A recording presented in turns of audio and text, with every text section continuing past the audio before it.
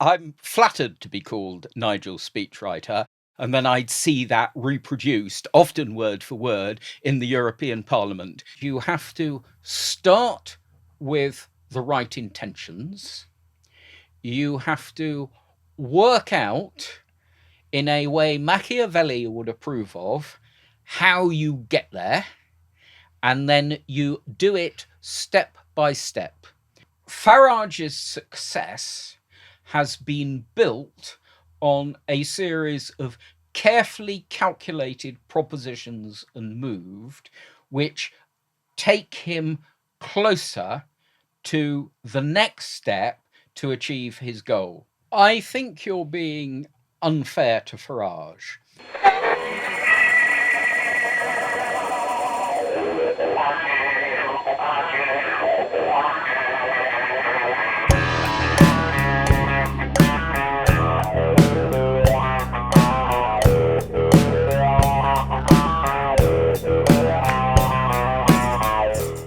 Hello and welcome to the Resistance podcast. Today I'm joined by Tony Brown, who is credited as one of Nigel Farage's speechwriters, and we're hoping to get a bit of insight into the mind of the man who's shaking up British politics. This is recorded, obviously, the day after the American election, so we might be talking about that as well. Tony, do you want to introduce yourself and say what your background is? I'm flattered to be called Nigel speechwriter, and in fact, I can make the claim because he described me as his speechwriter after he'd heard me speak after a dinner. The honest truth is that he doesn't have a speechwriter in the conventional sense that so many politicians do, because unlike most of them, Nigel originates his own stuff. And what he actually used to do was take briefings from me, note down some of my ideas, and then I'd see that reproduced, often word for word, in the European Parliament. So it was a very flattering comment from Nigel himself about a job, in a certain sense, which doesn't exist. But I'm proud to say it because he said it. So do you want to talk a little bit about your experience in politics and working first in UKIP, in the EFD and then EFDD? Yes, that's right. And what your sort of role was, because I believe Nigel Farage was your boss. Yes, Nigel was my boss, and I reported to him and worked with him directly, though he did have a French chief of staff called Aurélie Leloup, and she was my day-to-day administrative manager. I started, I suppose, in politics at when I was at Cambridge University many decades ago, where I read history. I had the experience, as you've just reminded me, of crossing a picket line at the age of 19 in outside the Union Society in a debate about the Grunwick dispute, which was famous at the time and that the left got very irate about. And it was a sort of interesting introduction to the approach of the left.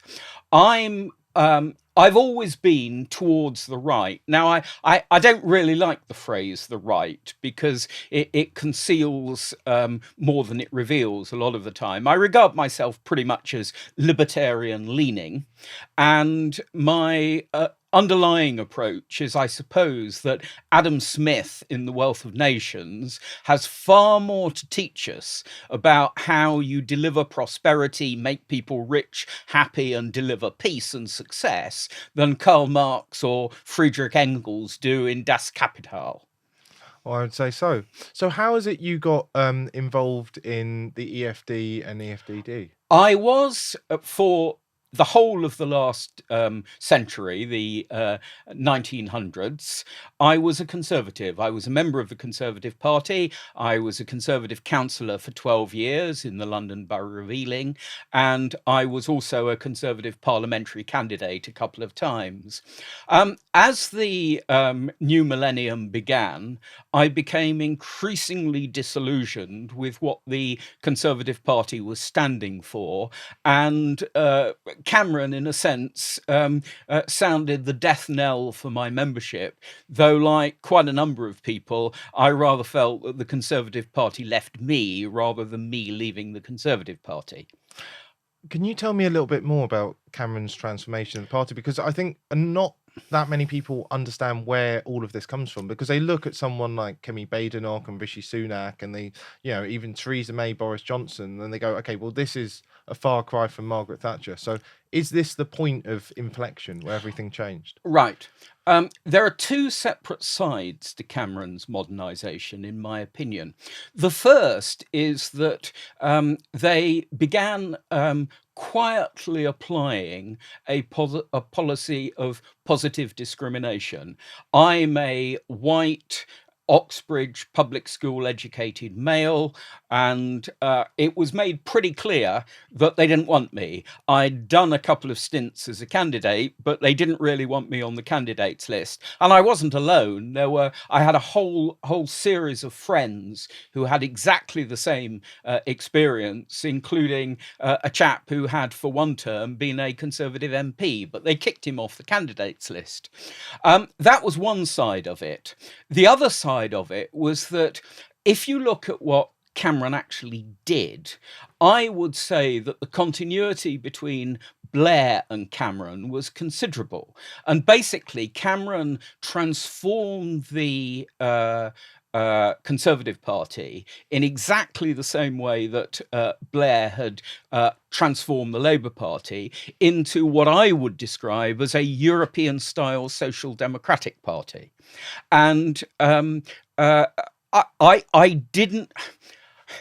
They are technocrats, and it doesn't work, and it doesn't meet with what people want. It doesn't deliver to them prosperity. But above all, it isn't democratic, because that's not what voters want, as we have increasingly seen, and as we've seen today, in fact. I mean, Trump's success is, in my view, a rejection by the American voter of the left-leaning, internationalist, net zero, small l liberal agenda, which actually says we are placing the rest of the world above you, the American voter.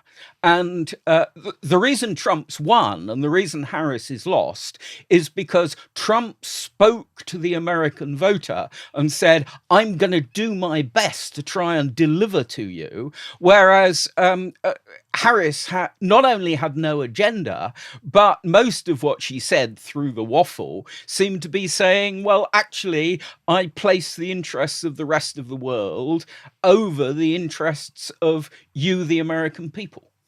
Well, you say liberal. I wouldn't necessarily call these people liberal, because I look at John Locke, I look at John Stuart Mill, and I see the beautiful tradition of English liberalism, and I see what is essentially a continental tradition masquerading in the skin suit of liberalism being called such. I used to write essays about this sort of thing, so you're very much entertaining me and amusing me with what you're saying. One of the things that people don't always recognize is the way that over decades words completely change their meaning. I mean, most people probably don't know that the origins of the terms left and right goes back to the French Revolutionary Assembly of 1789, when the people of a more small c, less revolutionary persuasion were sitting on the right, and the people who were of the more radical persuasion, the Robespierres of the world, the Jacobins, they sat on the left. And we're still using, over 200 years later, terms which have been so lost their meaning. And yeah, I agree with you. The word liberal, particularly with a small l, has increasingly lost its meaning. And I'm sure that Gladstone or even Lloyd George would look at what the current Liberal Democrats in the UK supposedly stand for and be absolutely appalled and not recognise it at all. I think it's almost a sort of coup by the left that they've taken this term liberal and they've got their opponents the right to call them liberals, because to me, the average voter pays next to no attention to politics, right? They don't really follow it. So when they go, I don't like all this control, I want freedom, and someone walks along saying, oh, these liberals this, these liberals that, they go, well, these are the people that are pointing to who are standing up for freedom. I guess they're probably our guys. So I think it's a bit of a problem. Also, you've got the idea that we think in the words that we use. So if we misuse and destroy the word of liberalism, we can't think properly in that word. It's like Orwell does in 1984, would you not say? Yeah, I mean, the Orwell comparison is absolutely spot on, because it was the point that Orwell was trying to make. Freedom in slavery. The language you use is all important. And I mean, I occasionally remind people that the Soviet Union, if you read its constitution, had one of the most freedom-loving, decent, liberal constitutions that it's possible to write, except that none of it actually happened, and instead anybody who tried to exercise their constitutional rights ended up in the Gulag, i.e. a concentration camp. So going back to the Tory party, it was when Cameron came in around 2005 that they started applying this doctrine of racism. So they started discriminating against white people. Because when you say positive discrimination, you mean Right. racism. I must be very clear here. It was informal. Nobody ever said to me, because you are white and because you are male, we are not going to offer you any opportunities. It was never said.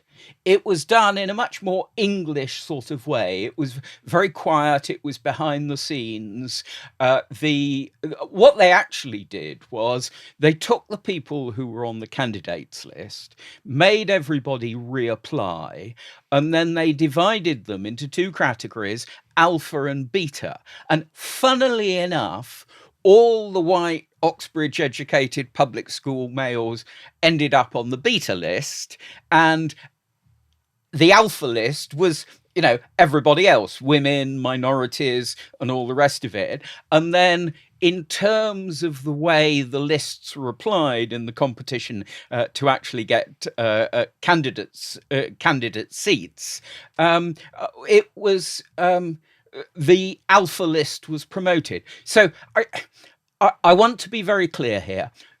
Yes, there was discrimination, but it was unstated, quiet, never written down, and frankly, therefore, impossible to prove.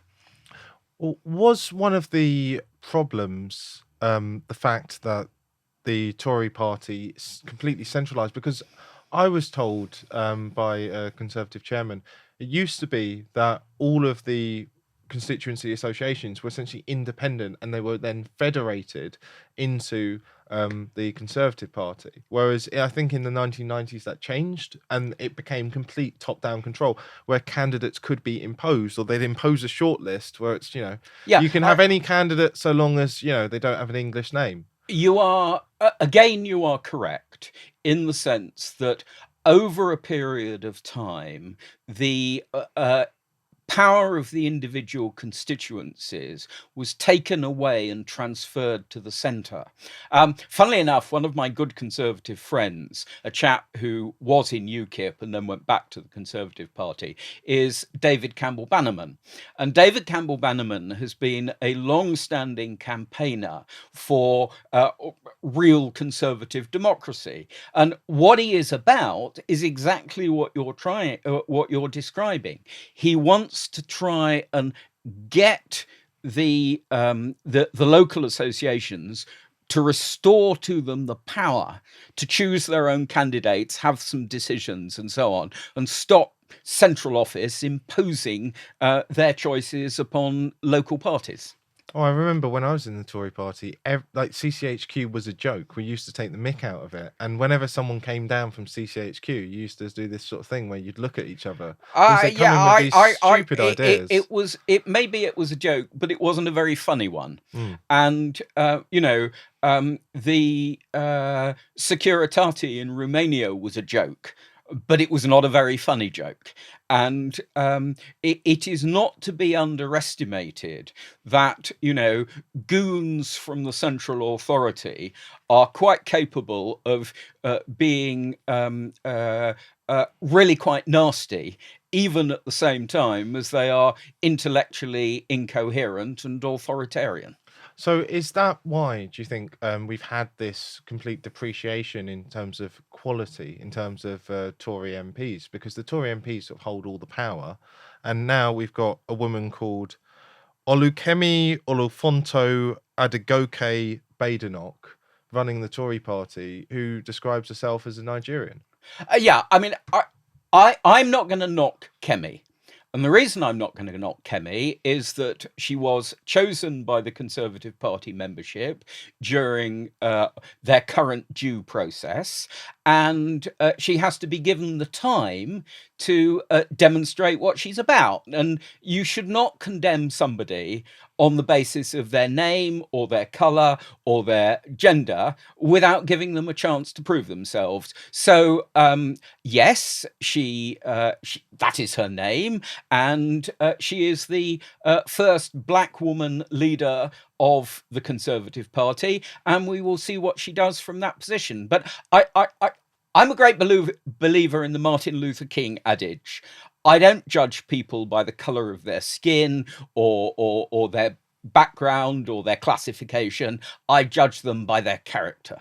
Well, I would completely agree. I mean, one thing that concerns a lot of people is when she was first elected, the first thing they said was they celebrated because she was a woman and she was black. And that, I think, now sort of encapsulates the Tory party, that they didn't celebrate, we've got this fantastic candidate, we've got this person who's done X, Y, and Z. It's, we've got a woman and she's black. Yeah, but there is a political reason for them celebrating those facts. If you compare the track record of the Labour Party and the Conservative Party, it's quite fascinating that the so-called party of the left has an unalloyed line of stale, pale white males, and all the revolutions, the women leaders, the women prime ministers, etc., come from the Conservative Party. And the Conservative Party has given us now 3 women prime ministers. It's given us our first Indian origin prime minister.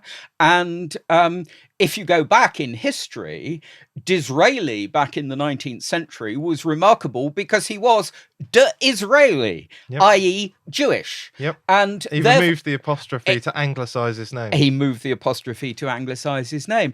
And in that sense, I mean, I have to be honest, the Conservative Party has a quite interesting track record of being the party of picking people who are radically different and challenge the archetype. I do see that, but then I have a worry that they're doing it on purpose in order to pander, and it's dragging down the quality. I mean, Margaret Thatcher got into her position because she was that capable. I mean, really, obviously, Enoch Powell should have had his crack at the whip, but what I see from, look at Theresa May, Liz Truss. I know there was a coup against her, but still, Liz Truss. Then you've got Kemi Badenoch, Rishi Sunak. These are not people of high caliber whatsoever, and it just seems that they've been afforded a lot of privileges, not because of what they've done, not because of what they've achieved. We actually have something of a problem in society, in Western society, that those who are original, those who are distinguished and a bit different, tend to get squashed down by the system these days. The Nikolai Teslas. Yeah, and I mean, it's a very interesting question whether Churchill could ever have led a major political party today, because I mean, I hope I'm not denigrating him. He was famous for his consumption of, I think, brandy and champagne and cigars, and he wasn't politically correct, and he had voiced opinions on things like India, which were deeply unpopular. Would Churchill have ever got there today? To be honest, I very much doubt it. And we have witnessed a sort of crushing of the interesting individual who actually has the capacity to think originally.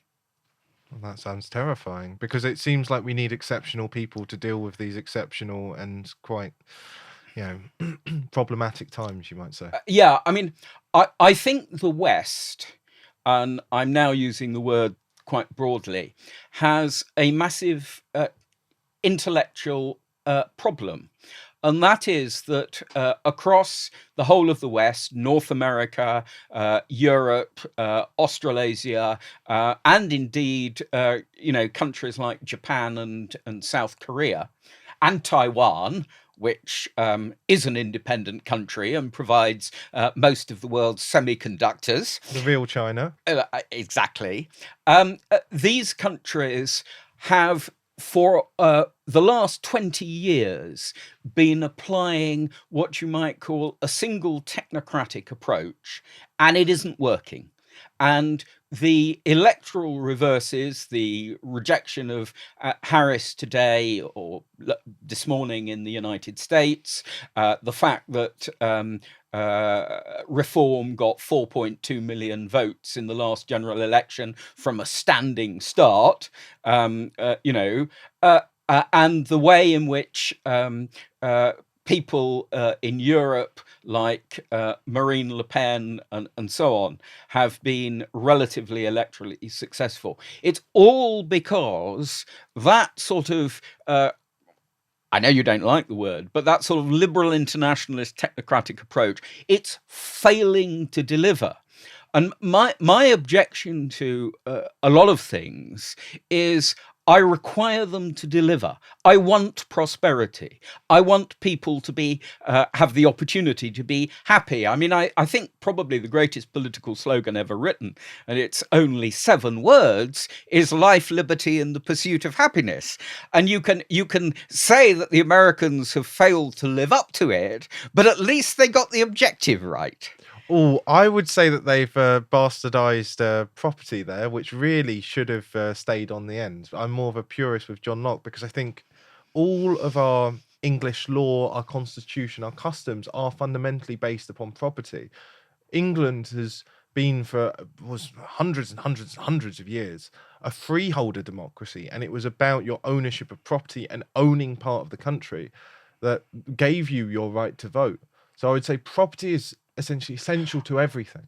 I would agree with you, but the reason it's essential is property rights. If you look at books like Why Nations Fail by Acemoglu and Robinson, or Hernando de Soto, who's a distinguished South American politician, they make the point that if you are not secure in your ownership of things, you can't invest. You don't care about them. And the reason property is so important is because it gives you the incentives to behave well, to invest, to try and improve things, to try and make things better. And that, of course, is the point that Adam Smith was making.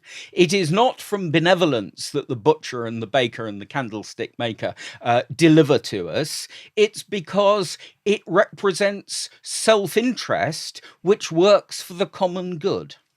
I believe I may be mixing this up, but I think there was something in A Day in the Life of Ivan Denisovich, which was talking about having certain things being communal and how it just didn't work out because no one actually took care of anything, because no one actually had a property right in it. So no one thought to take care of it. Yeah, I mean, I've read the book. I read it many years ago. There are 2 great anti-communist works which are very accessible and I recommend to anyone. One is that one, Solzhenitsyn's A Day in the Life of Ivan Denisovich, and the other is written by a Hungarian called Arthur Koestler and is called Darkness at Noon. And I read, funnily enough, I read both books when I was at school, when I was about 16 or 17, and they were formative in giving me an understanding of why the left, why Marxism, why communism were so both nasty and damaging. The case against the left is not one of principle, it's one of practice. They don't deliver. They don't make society better. They actually make it worse.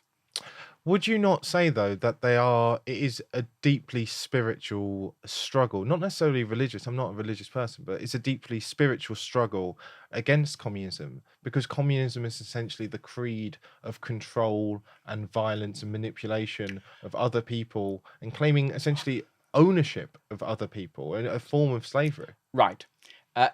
This it does lead to a form of slavery, and it's worth remembering that what the Gulag represented were, in fact, effectively slave labor camps, and there is very little difference between how people were treated in Nazi concentration camps and how people were treated by the Soviet Union and by the Russians in the Gulag. The one key difference is that the Gulag, as I understand it, something akin to it, still exists today, whereas we have, fortunately, long since seen the back of the Nazi concentration camps. And that's why Putin's Russia is such a threat. It represents a fascist throwback to an approach to society which rides roughshod over life, liberty, the pursuit of happiness, and the right to property. And they're not alternatives. The right to property goes with the other three. Well, before we come on to Russia, because I think that's very interesting, we started on going through towards your time in the EFD and EFDD. Yeah. Do you want to explain what your role was, how you got involved in it, and what the EFD was and what the EFDD were? Right.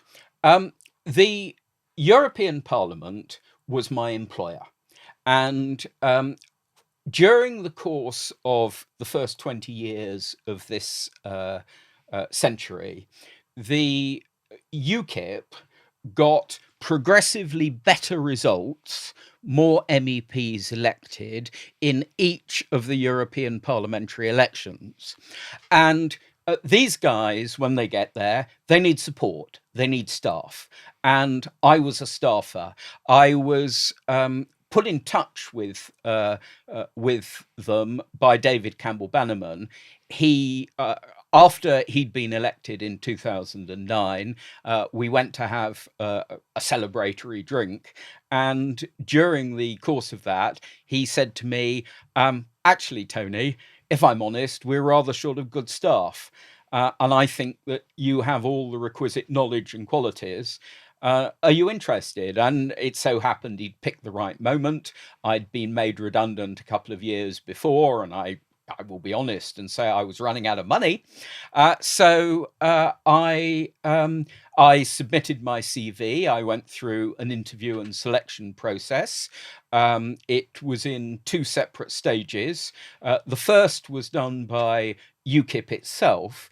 But once I'd got to Brussels, in order for my appointment to become permanent, I had to go through a formal European Parliament competition in which I was competing with other candidates from all over Europe for particular posts on staff. I had to do a demanding 1 hour interview with a guy from Luxembourg who wanted to know why I thought I was equipped to advise. And I also had to do a paper exercise at a computer, writing a briefing. We all had to do this. It was a standard sort of selection thing. What was I doing once I got there? Well, you see, the demands on an MEP are considerable. So when an MEP who I was assigned to work for would sort of turn up, he had to travel from the UK, so he normally turned up Monday lunchtime. I would probably go into his office and say about 2 p.m. we'd arranged a thing, and I'd tell him what was happening that week and tell him how he could involve himself. Very often this was in committee, so I advised an MEP called Stuart Agnew on the work of the Agriculture Committee. I used to present him with the agenda. I would make suggestions for the speeches and comments that he might make, the press releases he might issue.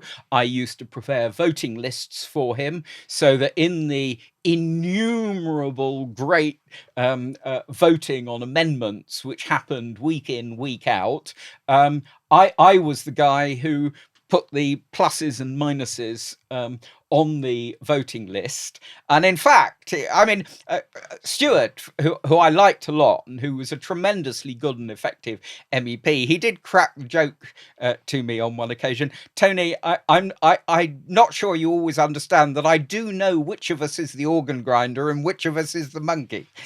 So you were sort of the power behind the throne. So you actually knew more upon what the MP was voting than they did. Correct.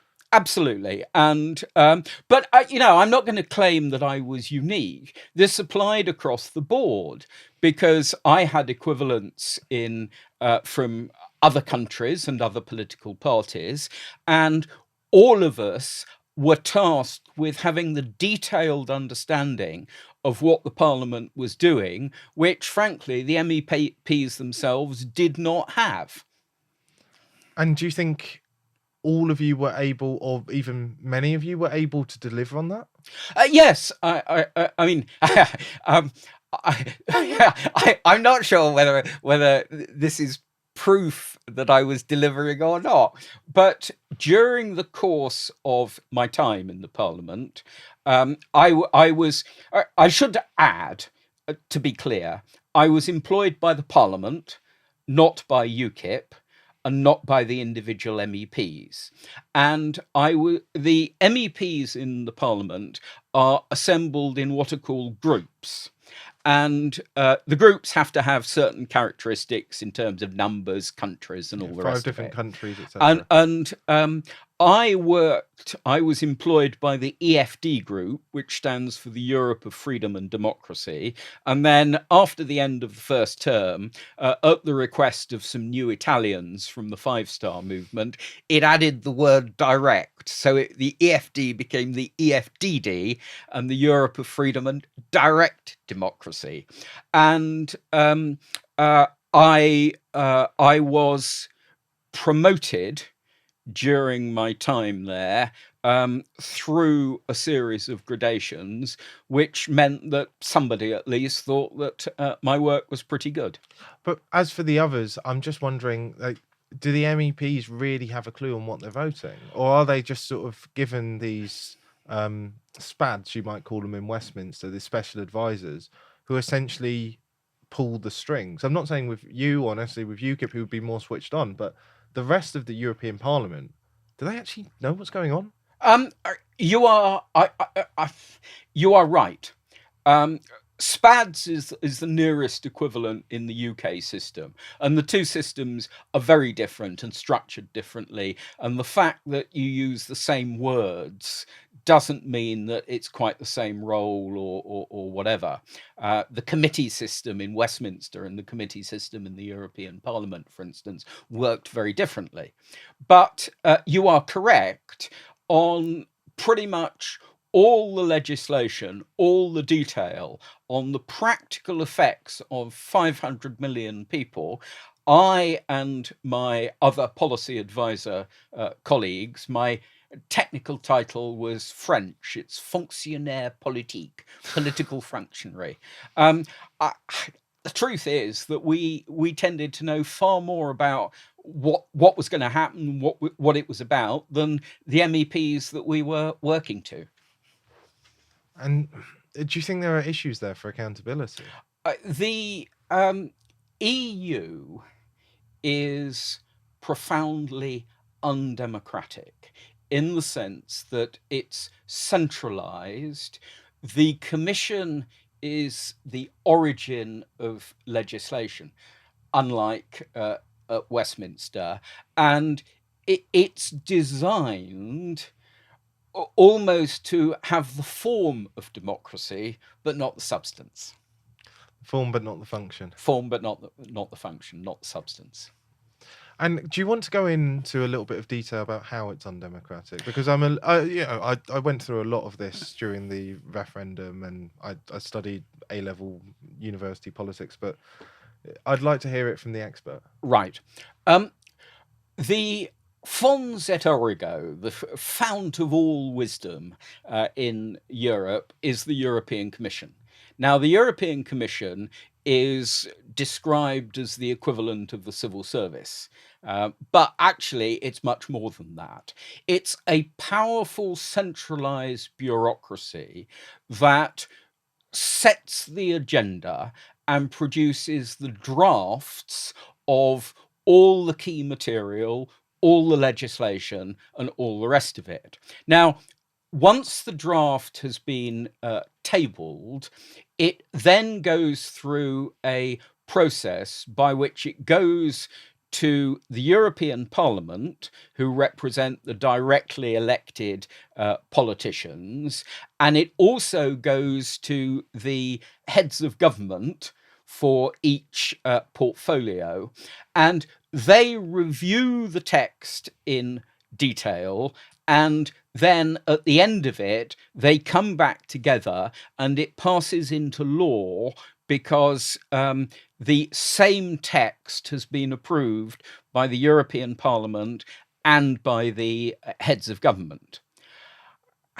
The reality is that because the Commission is doing all the origination of the stuff, it's able to control the process throughout, and it's able to effectively hold the ring between the Parliament and the national leaders, and that is how it gets its way. But from its perspective, this is all a cozy consensus.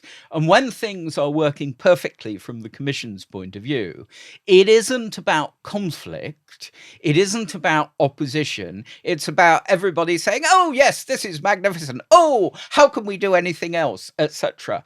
And in that way, you have a cozy consensus, which is more or less designed to frustrate real democracy. And it was a source of some amusement. When I first went there, on literally my first day, the administrator from the Commission, from the Parliament, who was doing my administrative introduction, the paperwork and all the rest of it, validating my qualifications. I had to produce degree certificates that I hadn't seen for 20 years, that kind of thing.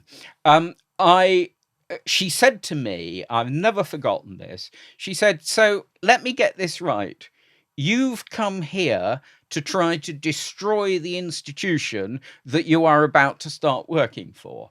And I said, well, I wouldn't necessarily use the word destroy, and I think that word is rather emotive, but yeah, that's the essence of it. And she said, do you regard that as honourable? Do you regard that as decent behaviour? And I said, absolutely I do, because what you need to understand is that for democracy to function, there has to be an opposition. I am part of that opposition, and without me, you are literally undemocratic. So far from apologizing to you for what I'm doing, I'm actually making your process valid. Is there a bit of a problem with the staffing and selection of candidates for the EU Parliament? Because it tends to be that the people who go to the EU are massive Europhiles. Therefore, it seems that there's a sort of filter on it of self-selection. Well, of course, we're out now, so it doesn't apply. But this is one of the many areas where the UK was unique and different from pretty much everybody else.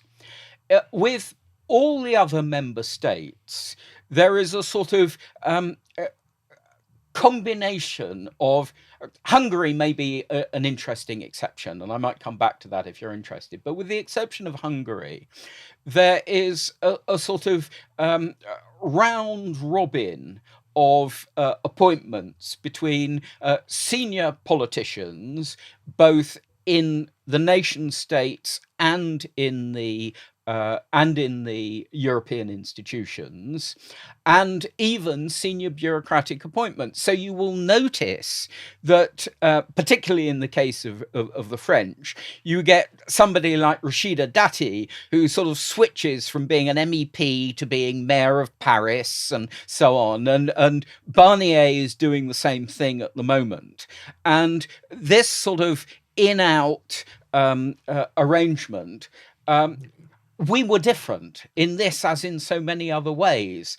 And that was part of our problem as members. We didn't fit in with all the conventions and modus operandi, ways of operating, which pretty much everybody else shared. Well, it's the doctrine of managerialism, isn't it? It's a doctrine of managerialism, and it goes back to the origins of the EU, because you have to remember that the EU comes out of the Second World War.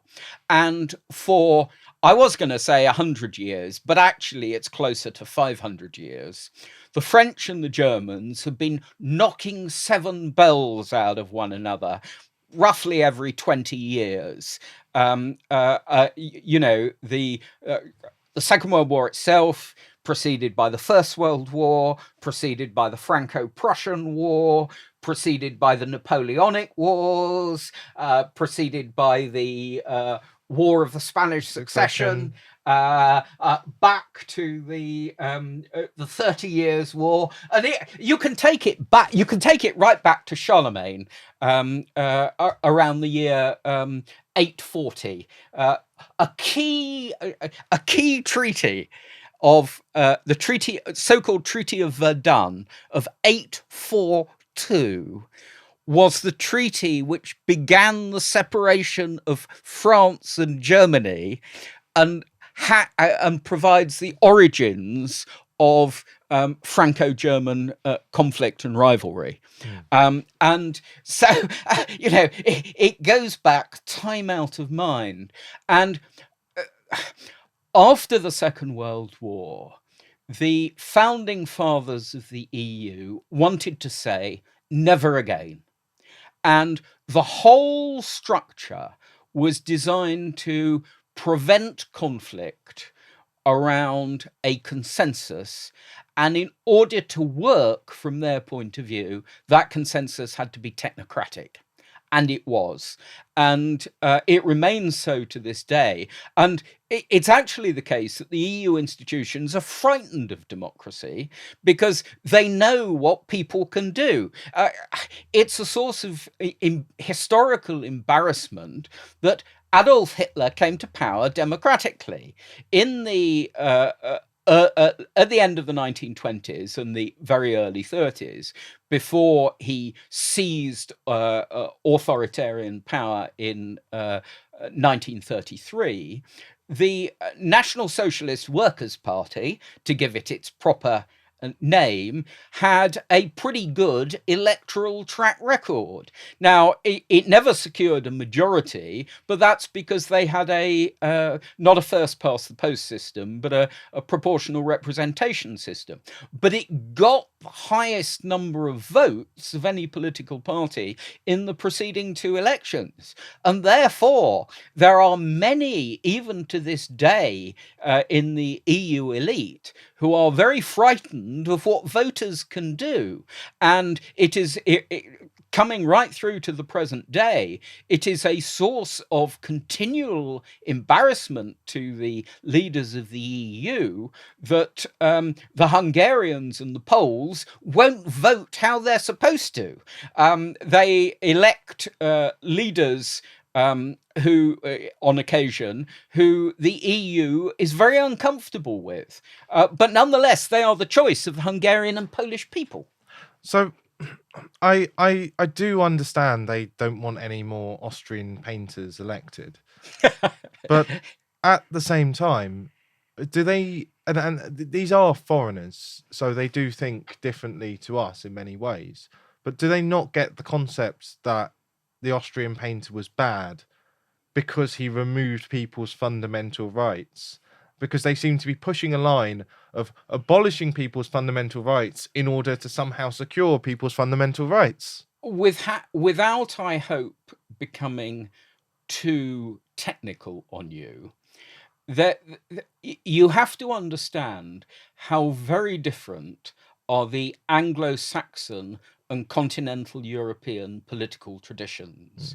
The Anglo-Saxon tradition, as you said earlier, it probably has its origins in John Locke, and the American revolutionaries who took the United States to independence in 1783, they would claim, and they were claiming at the time, that they represented the embodiment of the Locke tradition, Their rights as Englishmen. and their rights as Englishmen. And it was the government of George III and Lord North who was seeking to take away their rights, impose taxation on them, and all the rest of it.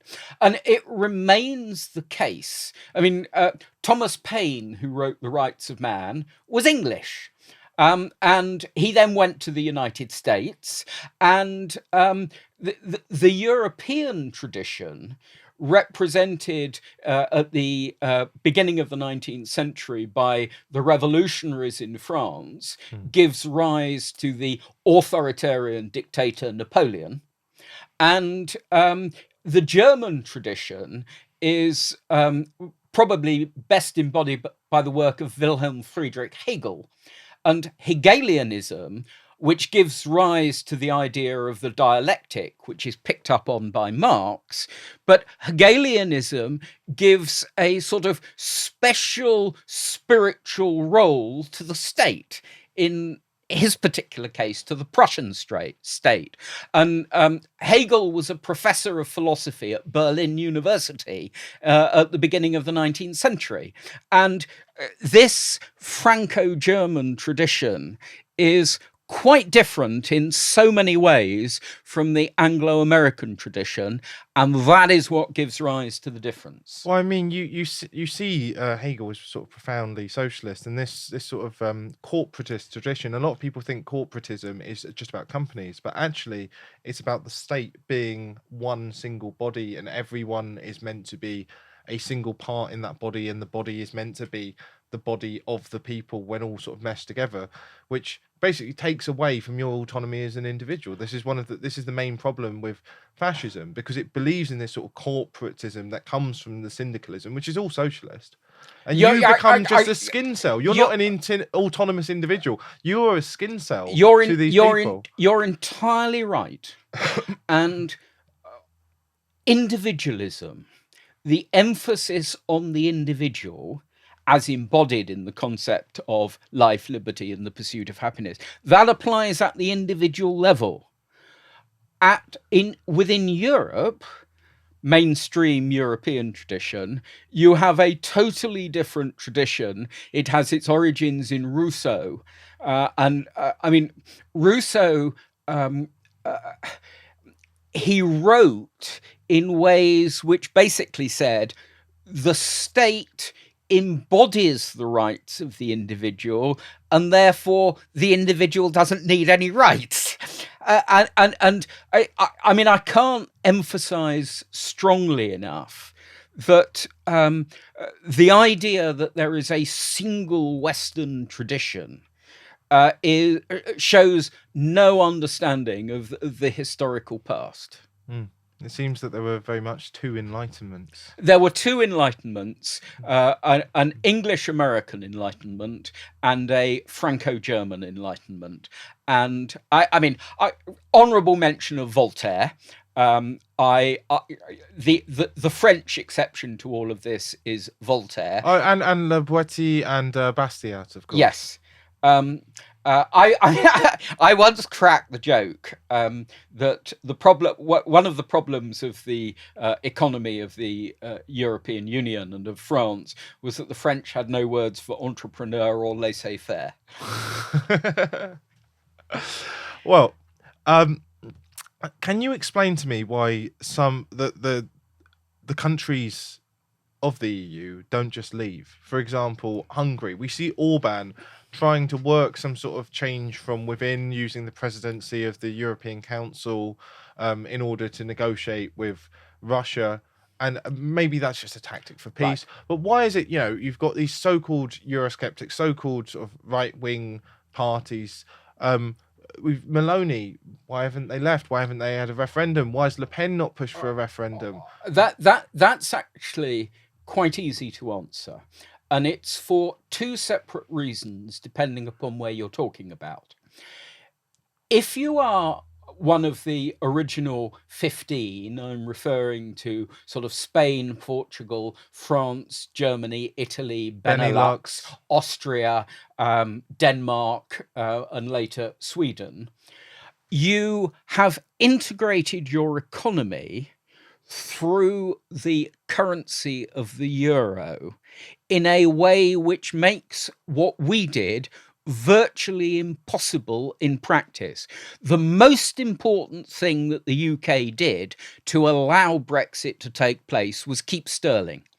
Had we not kept sterling, had we gone into the euro as our entire establishment planned at the time, then the Brexit process would have become even more difficult than it was. So there is a practical economic and currency unit based reason why leaving is extremely difficult if you're from the West. Now, separate from that are the countries east of Churchill's famous line from Trieste in the Adriatic to it wasn't Rostock, was it? I can't remember the place in the Baltic. Baltic, yeah. But they were escaping the legacy of Soviet communism. They were poor. They had an awful lot of catching up to do. And more importantly, what appeared to us from the British historical perspective as authoritarian was for them an increase in freedom. When some of my colleagues in the parliament used to compare the EU to the Soviet Union, I actually disagreed with them because I used to explain that, well, yeah, I could see why they were saying it, but if I'd been from the east of the Elbe, I'd have almost certainly been in the Gulag. And whatever else you can say for the European Parliament, it did pay me quite well to criticize them for a period of 10 years. So, these things are relative. And if you are Hungary, if you are Poland, if you are Croatia, you are swapping a thoroughly unpleasant dictatorial authoritarian regime for a softer, gentler one. And that is why even today, Ukraine, Moldova would like to join the European Union because for them, it represents the possibility of both economic and political progress by comparison with where they're coming from. Okay. So, working with Nigel Farage, may I ask, what is it that you think drives him? Can you give us a sort of appraisal of where you think he's coming from in his character? Right. Nigel, I'm a great fan of Nigel. He's the best boss I've ever had. Is that because of the drinks that? Well, I'm not going to deny it. Sharing a bottle of claret over a fine dinner with Farage is fun. He's a bloody good boss from that point of view. So I'm not going to deny the fun side of it. Yeah, I had a lot of fun, and it helped. It helped make me very fond of him as a boss, but he's also a political genius. Now, if you think about what Farage has done, until the last election, he never got elected to the Westminster Parliament, despite, 7 attempts, I think. From a relatively obscure position in the European Parliament, he built an importance he created what was effectively a right-wing pressure group, which was able to say to the Tories, if you are going to achieve any kind of political success, you need our support. And that support is not without conditions. He stopped the Tories being able to take the right wing for granted. And he used that with consummate political skill to bring about a referendum, which he then went on to win. And, in that sense, he is a political genius. Now, you can say, and many have, that this makes him rather Machiavellian. And that might be correct, but Machiavelli was no fool. Machiavelli has the reputation that he does precisely because he was able to manipulate theories of government to deliver the results that he wanted to see. And incidentally, Machiavelli, who I have studied and written essays about, is a much maligned character, because if you read the work which nobody reads, his discourses on Livy, he's a much more thoughtful political thinker than the Prince would suggest. The Prince is basically an unsuccessful job application to a dictator. And like all unsuccessful job applications, it was designed to try to get him the job rather than represent a balanced, thoughtful analysis. Well, it's more of a toolkit, isn't it? It's a toolkit, yeah. Yeah. Okay. So Nigel, now, if you then say, what drove Nigel? My answer would be that he hated being taken for granted and lied to. We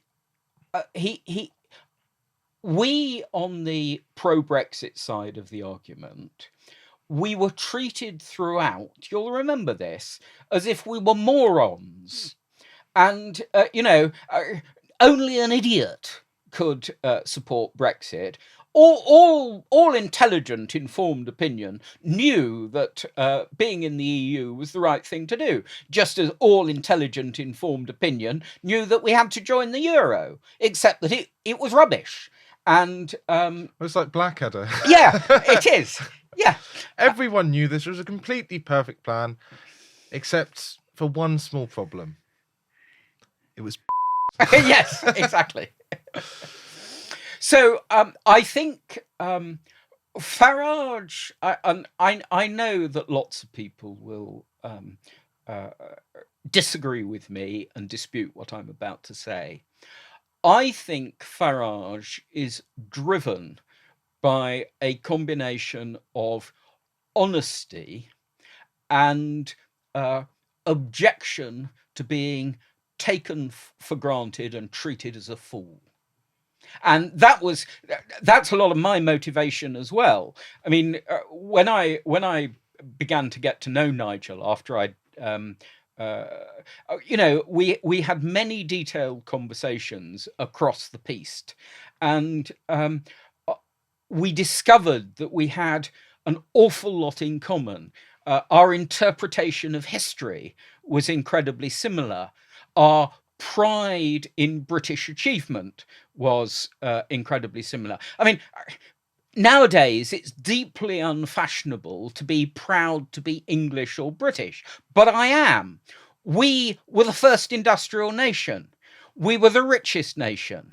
We built the world's largest but most civilized empire at a time when slavery was a universal institution across the entire world.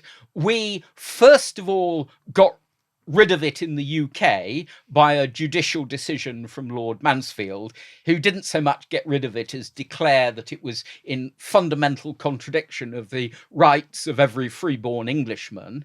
And then we went on to abolish the slave trade, abolish slavery in the British Empire, and use the Royal Navy to stop others slaving. And, people forget that we'd got rid of slavery 40 years before the Americans fought a civil war to try to end it. And I am intensely proud of the English and British historical achievement in delivering life, liberty, prosperity, peace, democracy, and property rights, basically across the world. Me too. I feel I should give you a round of applause. Well, one question a lot of people have about Farage is how free market is he, having worked with him? Right. What Farage believes, I think, Yep. is the same as I believe. In the end, we are about delivery. What our fundamental political belief is we want people to be happy, prosperous, and free. Our liking for free markets is not ideological, it's practical. It is the belief that the best chances of delivering prosperity, happiness, and freedom to large populations is by applying free market principles. The problem with socialism is that it doesn't work. It requires human nature to be different from what it is. I mean, I can give you easy examples. The current Labour government doesn't seem to understand that if you tax people too high, then the wealthy mobile people leave the country and they don't invest in it. Laffer curve. It's absolutely, it's the Laffer curve. And what Laffer was telling us is that taxation at 100% is as ridiculous as taxation at 0%. You get the same result. If you take all my money, then I won't bother to work and earn it because it's all going to you. And that's the point. Taxation has to be kept to reasonable levels that don't remove the incentive to work. And one of the things that amuses me rather than anything else is these so-called millionaires for Labour who spend their time telling us that we should all welcome the opportunity to pay more in taxation. They don't seem to understand that anybody who wants to give money to HMRC is free to do so. Taxation levels are the minimum you are required to pay under the law. You can pay as much as you like. So, if these millionaires genuinely want to pay more in tax, they are free to do so. But of course, nobody ever points that out. Aren't they just doing this because it's a sort of virtue signal to get people off their backs because they're just sort of pushing the mass migration so they've got, a cheaper labour and they'll just make all of their money back? Because one of the things that, the Tories have been pushing for ages is this idea that they're pro-business. Whereas you find that actually they're fundamentally anti-business because they introduce regulations at the behest of the big businesses like Big Pharma, all of the different big companies. They're consolidating all of the ports, by the way. They're the free port system. And it sounds, freedom, port, that sounds great. That sounds like free trade. But actually what they've done is they've just given a load of tax breaks to a bunch of ports, which essentially is putting all the rest of the ports out of business. So they're just picking winners. It's just socialism. Actually, it isn't socialism, it's corporatism. You yourself earlier, quite rightly in my view, drew a distinction between corporatism and socialism. And what corporatism represents is a cozy cartel, effectively, between big government and big business to run the state in their interests and force ordinary people to be drones, clones, and workers. And my opposition is as much to corporatism as it is to socialism, and that is what I believe the EU embodies. And I believe that when I talked about, Blair and Cameron being a continuity between themselves. It was this European style corporatism, which is very much as you describe, big business, big pharma, big banks. And when they screw it up, they are judged too big to fail, and the poor bloody taxpayer has to bail them out. In uncertain times, one asset continues to rise: gold. More than just a precious metal, gold is a globally recognized tier 1 asset with no counterparty risk. Its history of preserving value during turbulent periods makes it a trusted store of wealth. With central banks and nation states buying record vaults, it's clear gold is more than just an investment, it's financial security. Secure yours today with Knights Bullion. Visit knightsbullion.com or call 01789 266 595.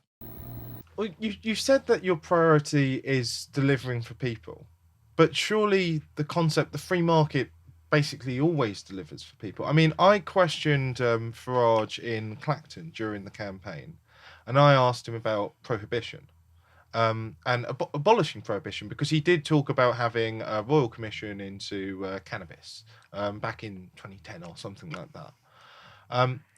Obviously, prohibition drives drugs into the hands of gangs. It also means people have lower quality drugs, they're more likely to be toxins. Lots of people die each year because of this.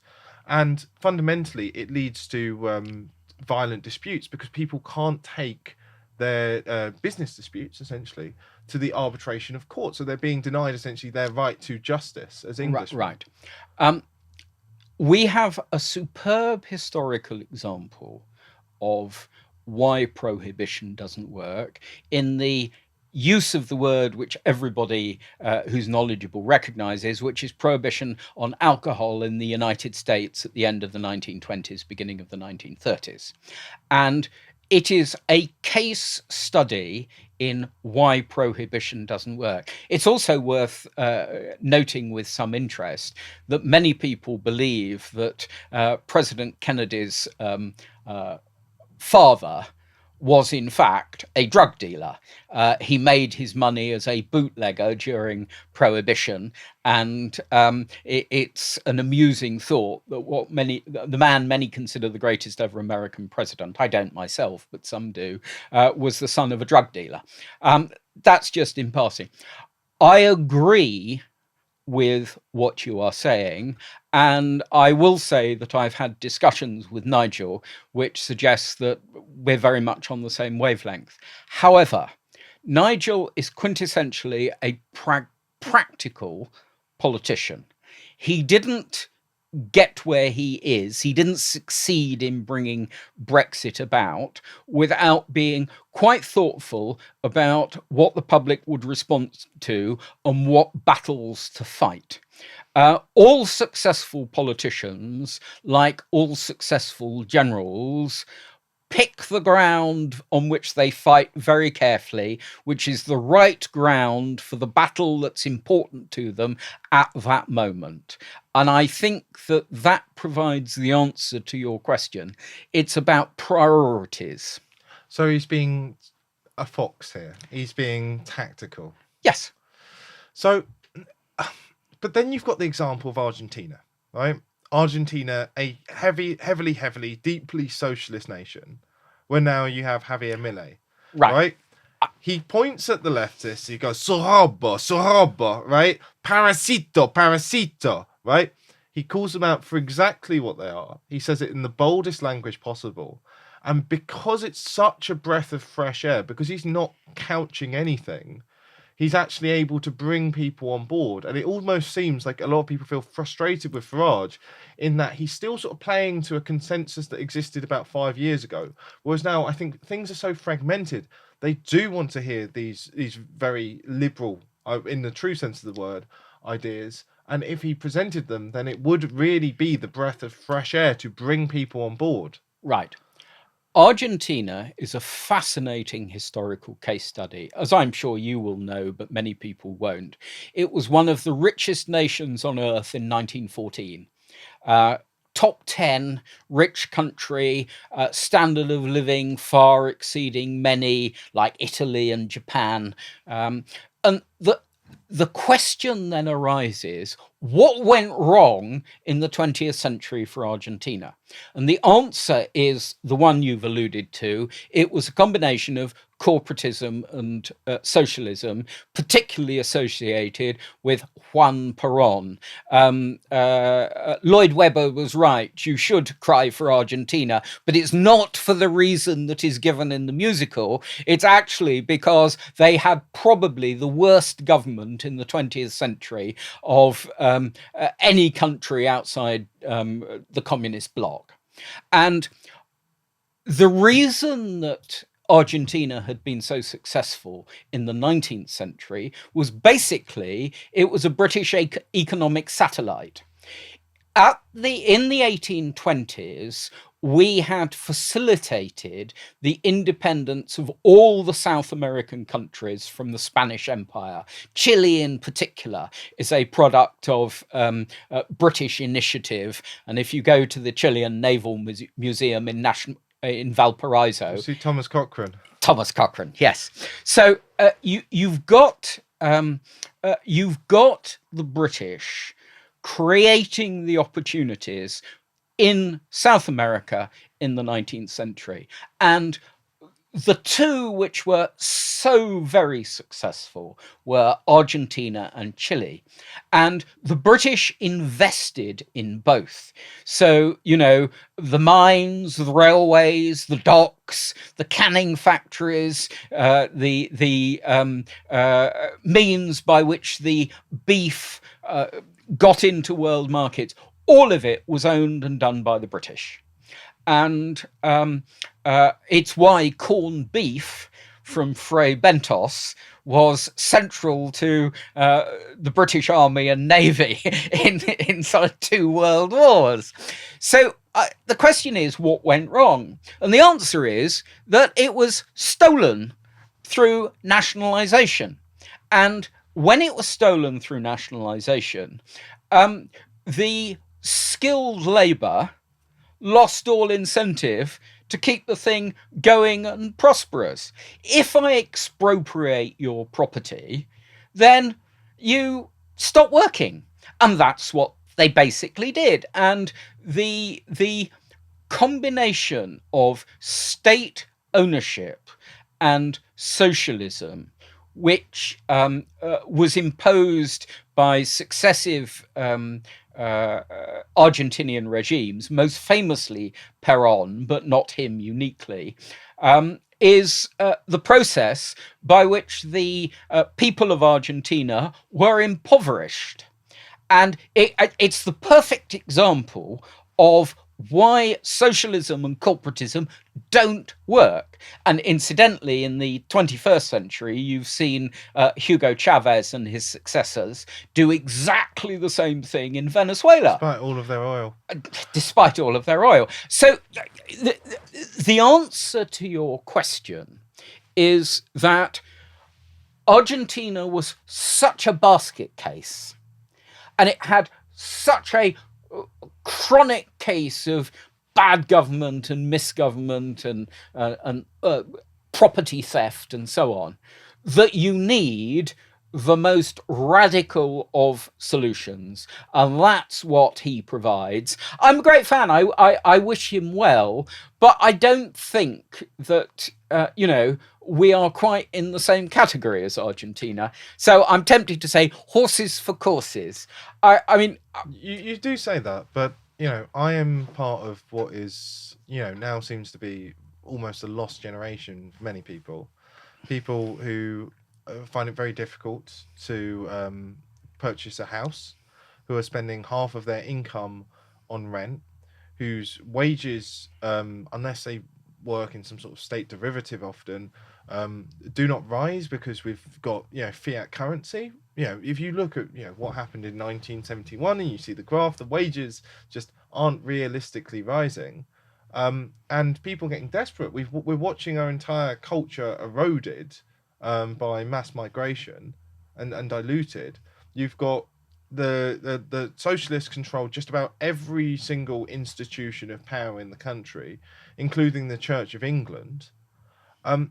At this point, do we really need to let it go that far? Is it time to play a tactical game, or is it time to, go all guns blazing and call out absolutely all of it for what it truly is? And I think, I've got a hunch that Farage is of these opinions, because there are little things that he says here and there, and you go, I see where you're coming from. I think there's more to this, but you're keeping stum. As I've said, I believe it's about picking the ground on which you fight at the time at which you fight. If you look at the current Reform Manifesto, it's got some pretty radical stuff in it. It wants to repeal the Climate Change Act. It wants to end all the subsidy of net zero. Look, if people want to have electric cars, of course they should be allowed to. If people with planning permission want to put up wind turbines, of course they should be allowed to.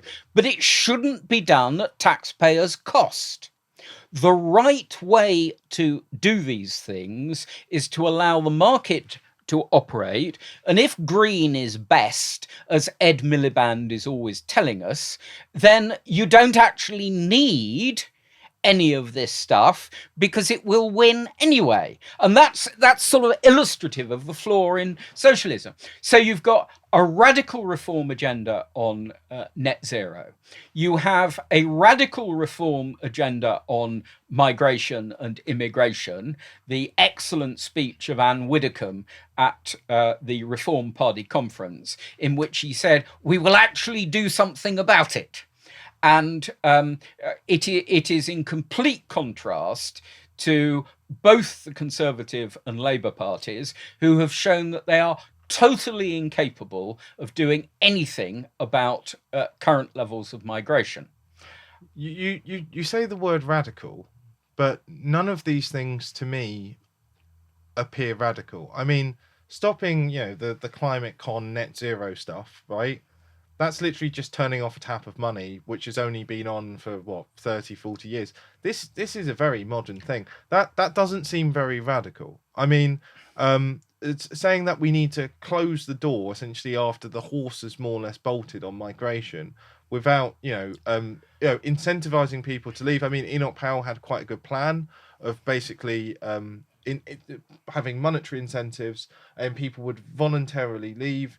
What you'd see is the people who weren't invested in this country would choose to take that money, and that would enable them to leave, and we would recoup the cost, because generally it would be the people who are the biggest drain within a year. This could pay for itself in a year. Obviously, it's fag packet calculations.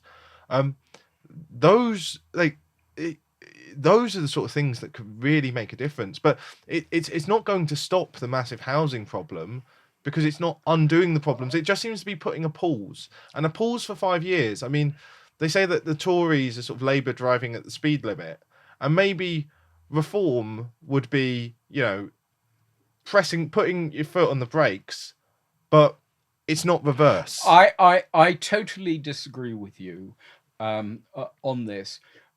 The Climate Change Act is a disaster because it insists that government does a whole series of things that are against the economic interests of the country.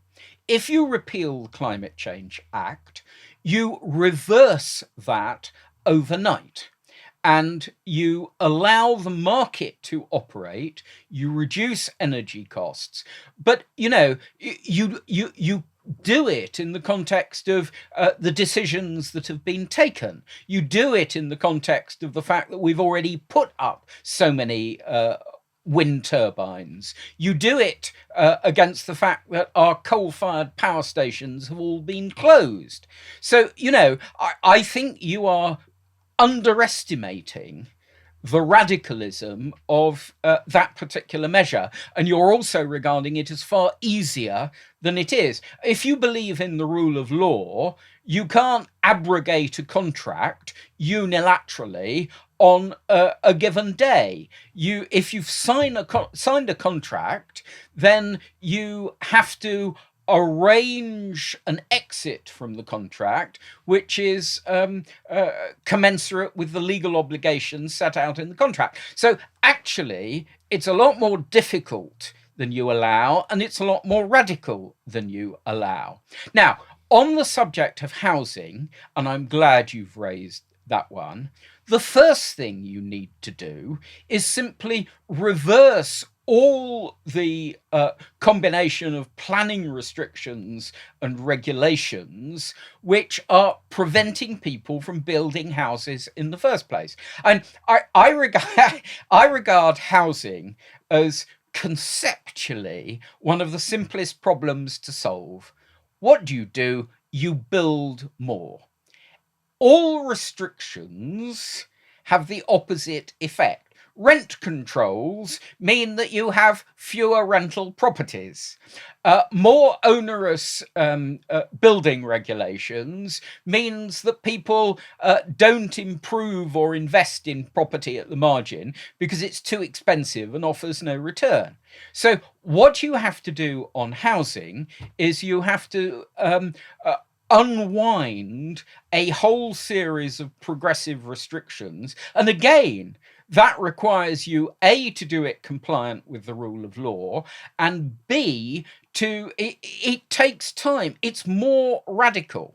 But most people, I would say, in England don't want England to all be paged over. When I grew up, in my family home, we had horses, and very lucky living in London. We actually had a field, and horses used to live in the field at the end of my street. That's gone. That's all paved over, and there are these big sort of communal, not super Soviet, but fairly Soviet-esque blocks of flats. And who's moved into them? A bunch of people who aren't invested in the country. 13 years ago. Why should we tolerate that? 13 years ago, I worked on a booklet with Nigel called Not Worth the Paper. It was produced in the run up to the referendum, and it's one of the works that I think we're both quite proud of. I've still got one or two of the rare copies. And I used the phrase in that totally seriously: you cannot have your cake and eat it. You cannot at one and the same time say we're not going to allow people to build houses, and then say, but we have a shortage of housing and that's terrible, and therefore we're going to solve it by allowing people to build houses. But you're talking supply side, I'm talking demand side. I'm saying if we pay, a few million people, a few thousand in their Danegeld or whatever you want to call it, then they will leave, and suddenly the demand will decrease. I'm sorry, you're being totally unrealistic. The reason people come to this country is because it's a damn sight better than the place that they are coming from. And paying them a few £1,000s, or probably even a few tens of thousands of pounds, is not going to get them to go back there, because the place that they have come from is so unpleasant compared with us.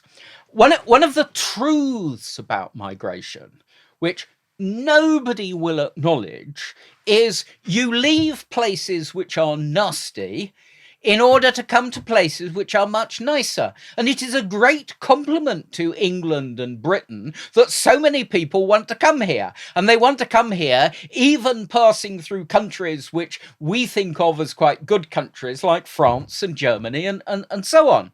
So, if you come from either Ethiopia or Eritrea or Somalia or somewhere in sub-Saharan Africa or wherever, then you are coming from what you regard as a hellhole to, it may not be heaven for us, but it's a damn sight better from where you're coming from.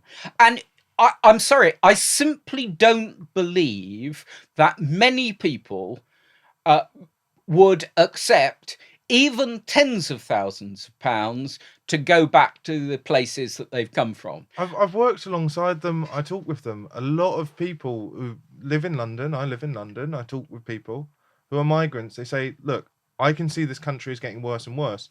And comparatively, and it's not all nations, it's not necessarily the war-torn ones, right? But they say, comparatively, my country is on the up and up compared with here. And I say, if the government offered you, say, £5,000, right, to give up your residency and head back, would you take it? Because often people come over, they think the streets are paved with gold, right? They think they're going to be able to make loads and loads of money, but then suddenly, as soon as the money comes in, it's going out in rent. And if you gave them that, if they came from an especially poor country, they could live like a king. And even if they didn't come from an especially poor country, say they came from a poorer part of Poland, let's say, they would still have the money to set themselves up, move over comfortably, and actually live where a lot of them are considering going back to, but they're in a tight position and they just don't feel they can actually leave. I am really glad you've mentioned Poland, because I think Poland is a very interesting example. The Poles seem to be doing pretty well, and from what I've read, there are quite a number of cases of people who've lived here from Poland for a while, but have now decided that their prospects in Poland are better than they are here, so they are going back to Poland. And that, in a sense, illustrates my point, and it's a point about the way the market operates. Now, if you are saying that the government ought to have a scheme by which you could offer anybody who volunteers, say, £5,000 to return to their country of origin, then I wouldn't resist such a scheme. But it has to be voluntary. Of course. I'm not, we can't. We're talking about voluntary entirely. I tend to think that the people who would take advantage of the offer are many of the people who, in a sense, we want to have. I mean, Poles, and I know a lot of Poles, and I worked with Poles in the European Parliament. Indeed, there were Poles in my group. And because I was an advisor to a group, not merely to a particular party, I, in fact, gave advice in the Parliament to Poles and Czechs, as well as Brits, Czechs in particular. And they are splendid people. And it is those splendid people I live with one, so. who are most likely to take advantage of the offer that you are referring to. And I don't think that that offer would make a ha'porth of difference to the number of people trying to cross the channel in small boats, or indeed come from some of the places in Africa that I referred to. Well, I think obviously we're 100% clear on the borders needing to be closed. But what I would posit there is that if someone is willing to take £5,000, English or otherwise, Scottish, Welsh, or Polish, Somali, Outer Mongolian, to give up this country, then I wouldn't say they're really invested in this country, and I'm perfectly happy for them to leave. Because if you are happy to take money over this country, then I don't think you have a commitment. Actually, I don't think it's a problem. I've already said that if you want to set up a scheme that offers people 5,000 to return, then I would have no problem with that scheme. What I would have a problem, however, with is people gaming it. What's to stop somebody taking your 5,000, going back for 6 months, and then coming back again? Well, you'd have a ban for X amount of years that they could not return even on holiday. I mean, that's pretty simple to implement, so long as you've got clear borders. I mean, I wanted to speak about borders because Farage talks about net zero, right, which is quite interesting. And it's a very clever PR term. I think I even met the man who might have originated the idea with Farage. And it's quite clever. However, should we not be aiming for a sort of essentially gross of tens of thousands rather than net zero? Because if you've got loads of British people who are moving out to, say, Australia, Canada, the United States, etc., we could still be having 300,000-400,000 people move in, and it's a little bit deceptive when you say it needs to come down to the tens of thousands, when in fact that could be hundreds of thousands, just so long as on the account books it's net zero. Yeah, I mean, I think for the purposes of viewers, net zero here has a very different meaning from net zero in the context of climate change. What we are talking about is annual net zero migration, which is the number of people going out matching the number of people going in, and that's how you arrive at a net zero figure. And by definition, a lot of people going out would open the way for more people coming in, and you'd still arrive at a net zero figure. So that's the concept that we're talking about. One of the things that you are not allowed to say is that the quality of the people you are getting is quite as important as the quantity of people that you are getting.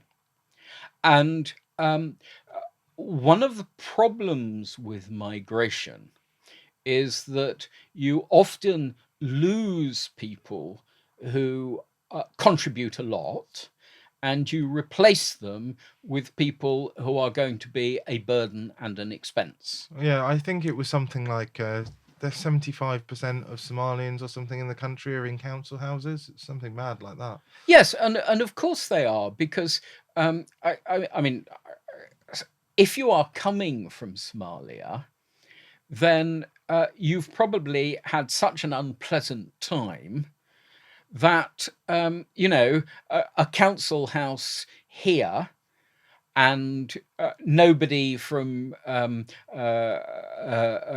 militia knocking on your door and stealing your property or threatening your life or whatever represents a distinct improvement on what you've experienced before.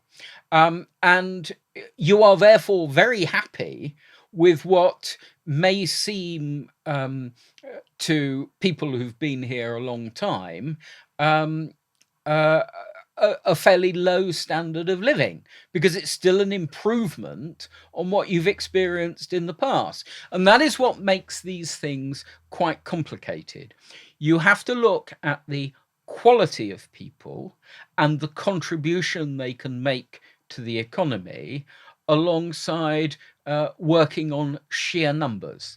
And, there are a whole series of skills. If we are to start building more houses, do we have enough plumbers? Do we have enough joiners? Do we have enough bricklayers? I suspect we don't. And I suspect that with our apprentice schemes in such poor state, and so many people going to university to read degrees which may enrich them intellectually, but aren't exactly going to help them earn a living or contribute to the country, I suspect that there's a whole series of very complicated issues linking migration to the nature of the workforce, to the number of people who are NEETs, not working at all, the number of people on benefit, and any incoming government which is going to try and get a grasp of this has got to do some fairly detailed thinking and planning in order to basically give the country the right workforce structure to grow and prosper. Well, see, that's where I'm concerned about what Farage is proposing, which, on the surface of it, a points-based system seems like a great idea. However, when you think about it, a points-based system is simply government bureaucrats or politicians who can't possibly understand the whole of the economy, right? Saying, okay, well, we need this, we need that, we don't need this, right? This is central planning. Surely a better system for migration should be essentially an auction system where you have X number of visas. Let's say you have it at net zero, so every one that comes out you can create a new visa. Or let's say you have net negative and you say we really don't, this country's overcrowded, we want to reduce the demands, housing, etc., raise wages, etc., right? But you actually auction them. Well, who's going to buy those visas to come over? It would be the people who would actually be able to earn the most getting in, the people who would generally be the most valuable, the people who are most high in demand. If we need to go on a mass period of house building or something like that, or we need some really high end people who do computing, right, some people great with all technicals, etc., then companies are going to pay for their visas to come in. Whereas there'll be certain jobs where people won't, and certain individuals where people won't. So surely it's a better system to leave it again down to the market. It just seems that Farage has sort of thought one step, but he hasn't looked at all the implications of that. I think you're being unfair to Farage. Reform has 5 MPs, of which he is one. It got 4.2 million votes, which is more votes than the Liberal Democrats got. The Liberal Democrats have over 70 MPs, but Reform have only 5, and that illustrates the unfairness of our system. When you have only 5 MPs and you are a new party in Parliament, to expect anyone to start rolling out complex, well thought through programs of administrative improvement is frankly to ask the impossible. And, if it were that easy, then even the Labour government would have done it. That's assuming some sort of benevolence from the Labour government. Yes, I mean, the fact is that just as you can't have your cake and eat it, you have to walk before you can run. And Farage's success has been built on a series of carefully calculated propositions and moved, which take him closer to the next step to achieve his goal. It took him 20 years to get Brexit, and then the government of the day made a complete mess of it. It's worth noting that Cameron, before the Brexit referendum, said he would stay in place, and then skedaddled out of number 10, literally hours after the result was announced. And yet we are supposed to regard Cameron as an honourable man of his word. Ho, ho, ho.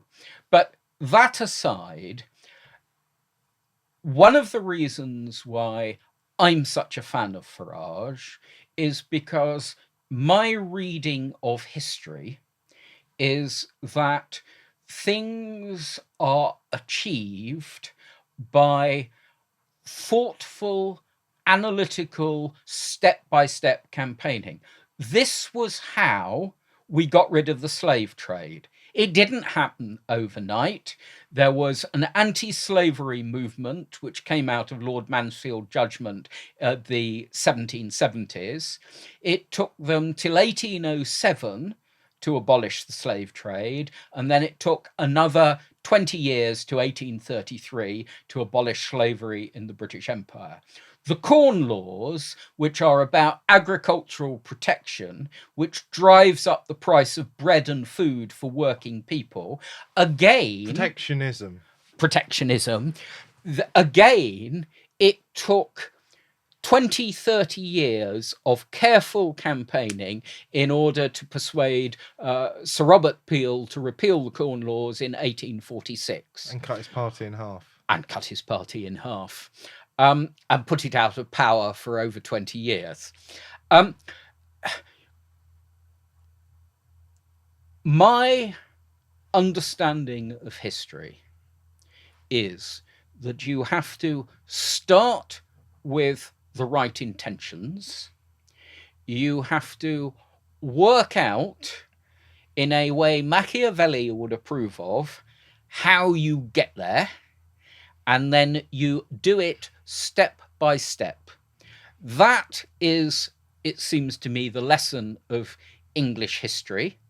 It's the lesson of the abolition of slavery. It's the lesson of the abolition of the Corn Laws. It's the lesson of Brexit.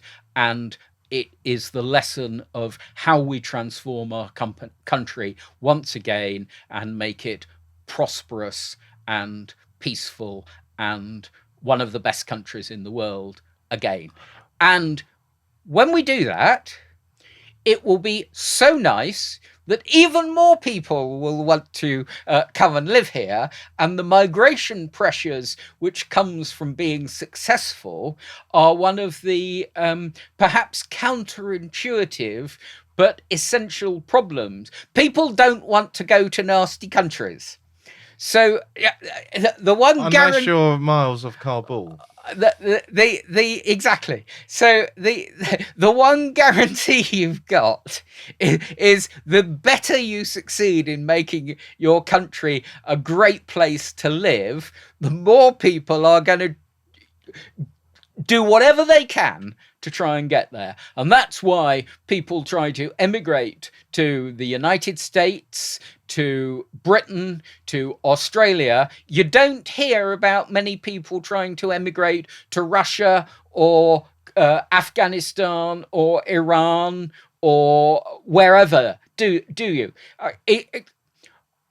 Migration pressures are a problem of success, and the more successful you are, the bigger the migration pressure. So a lot of this relies on having trust in Farage, and Farage is one of the few politicians who's actually delivered on something with getting us out the EU, even if it may be a bit Brino-y in name. Sorry, Brino-y in essence rather than in name. In name we're out, but still sort of attached in different ways. But he has walked the walk more than most other politicians. I voted Reform personally. So you're sort of saying we just need to trust that Farage is going to move towards these things. But people do have problems with trust. I mean, people would like to see us go towards the gold standard and move away from fiat currencies. People who want to see, significant reform of the electoral system.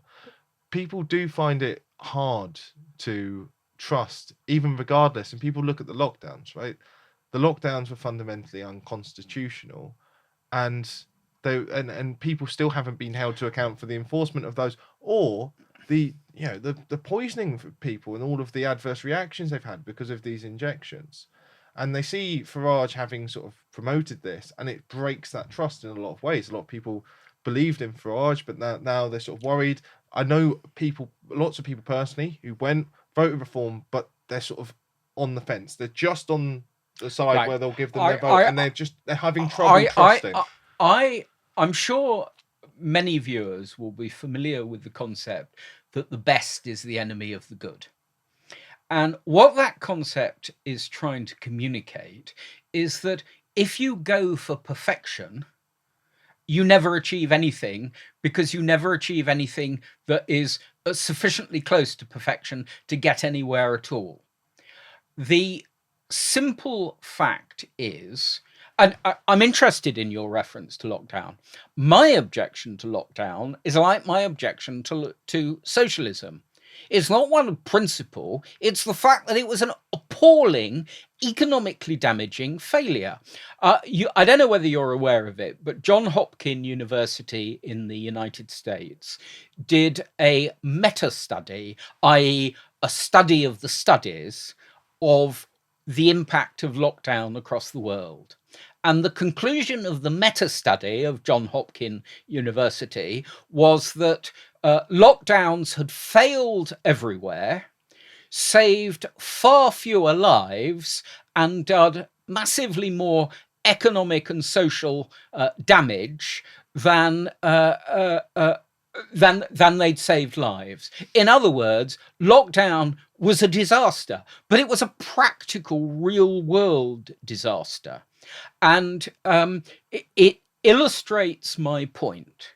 And my point is, you have to say, we start from where we are rather than where we choose to be, and we have to work out what is necessary in order to be able to deliver. And in that sense, I am a pragmatist, not a ideologue. For me, it's you define between the principle and the practical, and for me, the principle is the practical. That's what Machiavelli ended up concluding, just as a matter of opinion. The principle of us all having fundamental natural rights is practical and it is backed up. It's just, again, every time you go through this, you go, oh, maybe we can cut a corner here. Maybe the government can take control of this. Maybe this is expedient so we can, have some more restrictions on people's lives, but it'll be for the best. And it never works out that way. So for me, the principle is the practical. And I always feel worried because just about every politician does this, that they will go, oh, but it's convenient here. And they, it's sort of like, you've read The Lord of the Rings. I have. Like, it's the corruption of the ring. You think you can use it for good. You think that you can really use government for good, but actually you realise that everything you're doing is corrupting you and it's harming people. And that is the point made by Adam Smith, which was our starting point. If you try to build your system on a concept of requiring people to be good, you are doomed to failure. What you have to do is so organize events and affairs that their self-interested behavior produces a beneficial and positive outcome. You have to have the right systems. You have to have the right systems. And that, incidentally, is the conclusion of Acemoglu and Robinson in Why Nations Fail. Insofar as I can recommend to any of your viewers or listeners a single volume which encapsulates some of the ideas I have tried to convey. And I've no connection with the author. I don't get a commission from recommending this. It's totally selfless and disinterested recommendation. What? I saw that big wad of 50 you were carrying. It's the book Why Nations Fail. And Why Nations Fail builds and adopts the ideas of Adam Smith. It also understands the reasons for the success of English, British, Anglo-American cultural, political forms and organization. And what we have to try to do is we have to try to build a step-by-step pathway which harnesses people to self-interest for the common good. And if you want a deeply philosophical couple of volumes which set this out, they are the Red Queen and the origin. I think it's called The Origins of Virtue. Both I'd recommend both to you.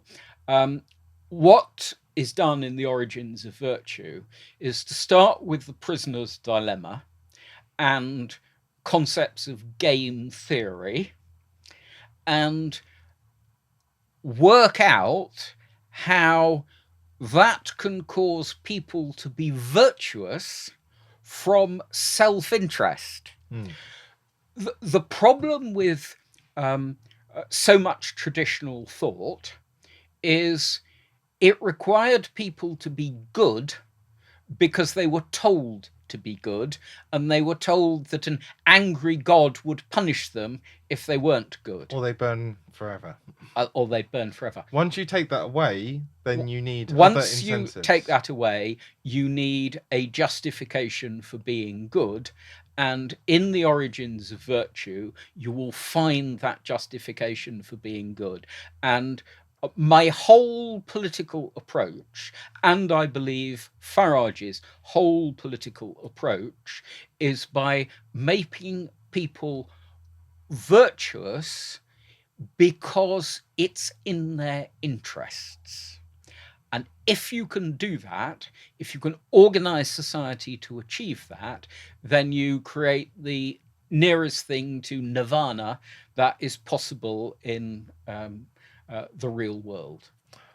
Then, speaking of systems, I have read the new constitution of the Reform Party, and we remember we were both at the conference when Farage was announcing, I'm giving this to you, I'm giving this to the people, and this may have been a bit of the fox in him, because I've read through it and it basically gives him Caesar-like power as the leader, and essentially the members might get in a representative or two, but he can unilaterally extend their term for 5 years. He appoints essentially half of what is more or less the national executive.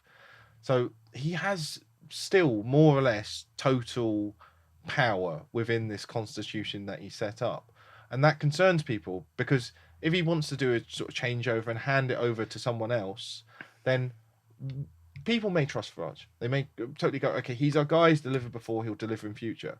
But I think one of the problems with the Tory party, and you'd recognise, is the members they can't just pick a random person who happens to be a Tory and have them as leader. That's how Trump got in. It's the open primaries. That's how Andrew Bridgen got in to his constituency. I believe he was the last ever open primary that the Tories had. If you don't have that sort of system, then how are we going to stop when Farage resigns? You've seen The Life of Brian, I'm sure. And the difference between, if I get it right, the People's Front for the Liberation of Judea and the Judean Liberation People's Front. And what any political party has to do in its constitution is have a balance between real democracy and allowing it actually to work and achieve anything, and not splinter into 100 different groups, none of whom have any prospect of getting anywhere. That was the point that was being made in the film The Life of Brian, which is, I mean, I just as an aside, I think that what you might call the Monty Python school has profound offers profound insights into actually how politics operates and works. I'm also a great fan of the novels of Terry Pratchett for a pretty similar reason. And what you are doing in the constitution of any political party is you are arriving at a balance between giving people a say and giving it a serious prospect of achieving its goals. And I think that the Reform Constitution represents a pretty sound attempt to achieve that balance. If you say it's not quite democratic enough for your taste, I'm not going to disagree with you. I am, however, going to explain that that's because it is needed in order for it to have any chance of success. I think he could have still had success with a slightly different balance. I think it does give him. I don't see any possible way of removing Nigel Farage, but firstly, he wouldn't be removed for his popularity. But I'm looking down the road. I'm looking, if this is what he set out, then is this going to be functional in 5 years, 10 years time? Because he's a grandfather now, he's getting older. He clearly wants to hand over the baton at some point. When you've got that new leader and a problem arises, and people put all this investment into the party to build it up, get 100 MPs, maybe even, get a majority in Parliament, right? And you've got this sort of corrupt parliamentary system which forces people to, choose the lesser of evils. Are they going to put all this effort to then find they're stuck with essentially in a way, right, a Tory Party 2.0, because they don't have that power? Because I swear, if people had that power in the Conservative Party, then Farage would already be leader. Yes, but Farage is not in the Conservative Party, and his whole political career has, in a sense, been a commentary on the failings of the Conservative Party. So I don't think he's likely to replicate them, because that's how he got to where he is in the first place. I mean, look. I mean, he's very cautious about UKIP, though, because he says that UKIP was basically, he feels that when he was leader of UKIP, from what I've heard him say, that the national executive sort of neutered him from being able to effectively lead the party. And it just seems to me that it's sort of, he's sort of swung too much in the other direction of having it be too, I wouldn't say dictatorial, because obviously it's voluntary that you join a party, but the power too consolidated around the leader, and the leader essentially being unremovable unless his lieutenants turn on him and there's some sort of regicide. I can only go back to my comment that the best is the enemy of the good. I am not going to say that the reform constitution is perfect. I don't actually believe that perfection exists in this world. At a philosophical level, all attempts to describe perfection as a goal have been deeply flawed, whether one's talking about Plato's Republic or Thomas More's Utopia or whatever. So I mean, there's always a good sirloin steak. yeah, look. You have put your finger on the nub of it. In politics, we are volunteers, not conscripts. I am a volunteer.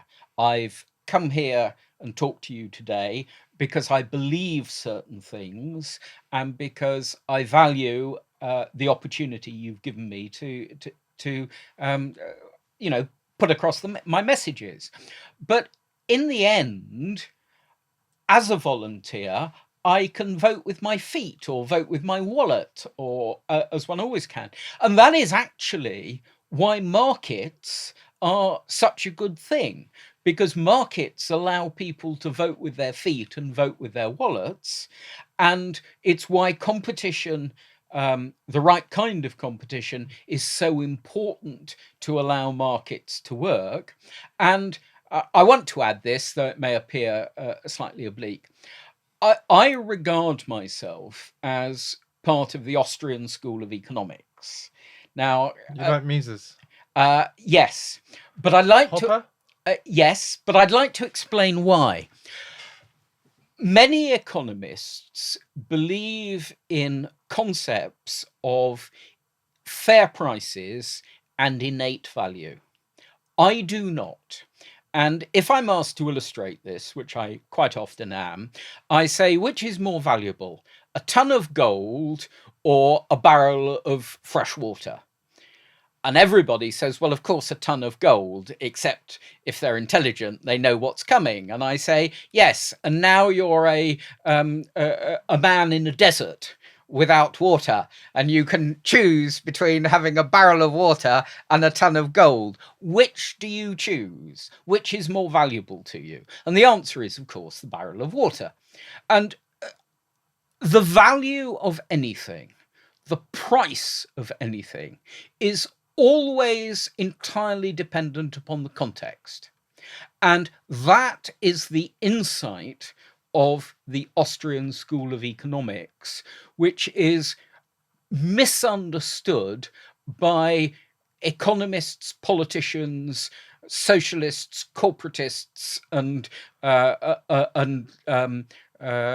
foolish people in government the world you say over. misunderstood. You say misunderstood, but it seems to me that it's more deliberate because Keynes gave them an excuse to borrow as much as they want and pay a man to dig a hole, then pay him to fill it back in again. Yeah, but I mean, he gave government a blank check and got a lordship for it.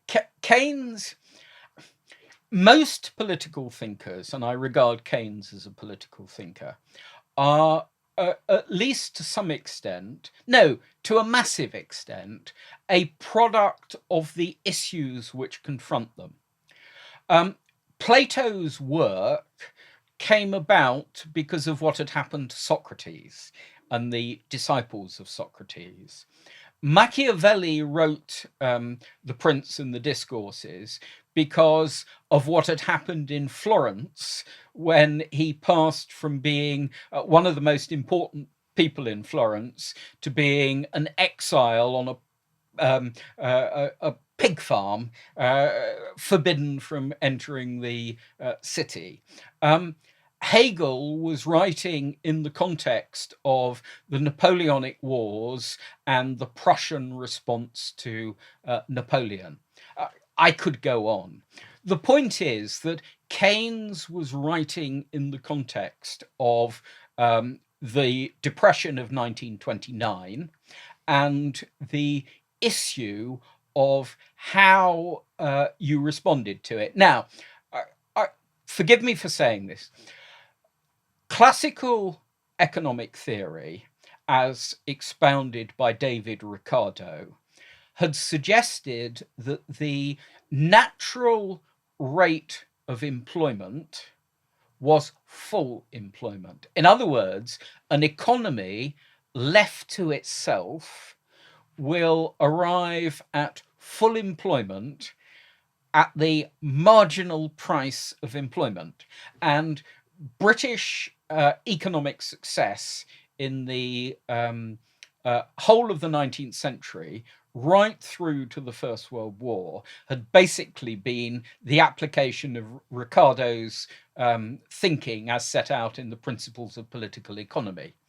The First World War was a disaster for Britain.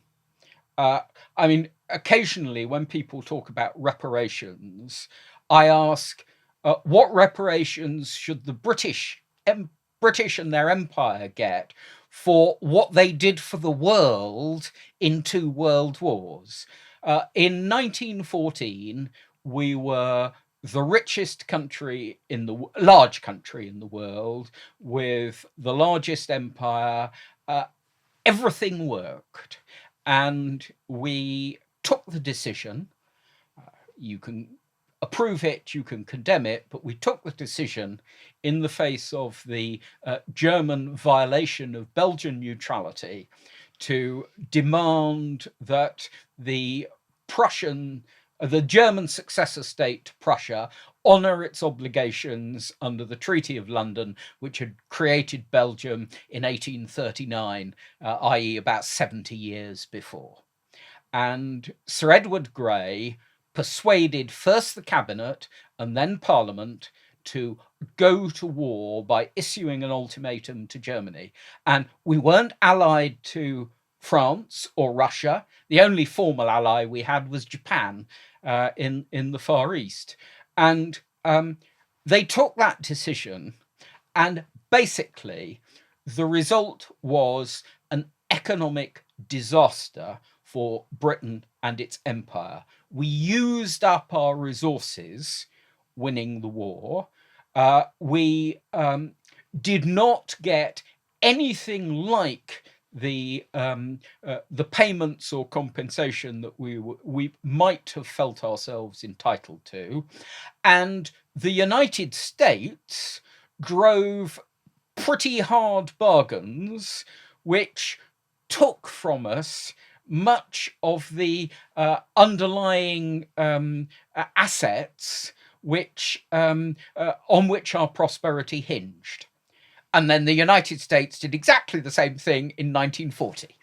And the Keynes has to be understood in the context of the fact that the principles of political economy that had worked perfectly for Britain for pretty much exactly 100 years, from 1815 to 1914, had fallen apart in the face of the corporatism, socialism, economic destruction, loss of human life that had taken place from 1914 to 1918. And unlike Germany, Austria-Hungary, the Ottoman Empire, Russia, France, or Bulgaria, or Greece, or Italy, every other participant was either forced into it or went into it as a cynical calculation. Italy in particular in 1916 under Orlando.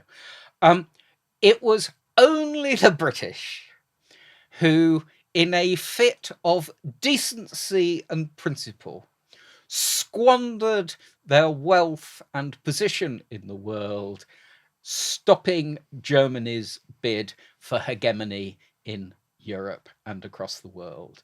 And it's actually an unbelievably selfless act.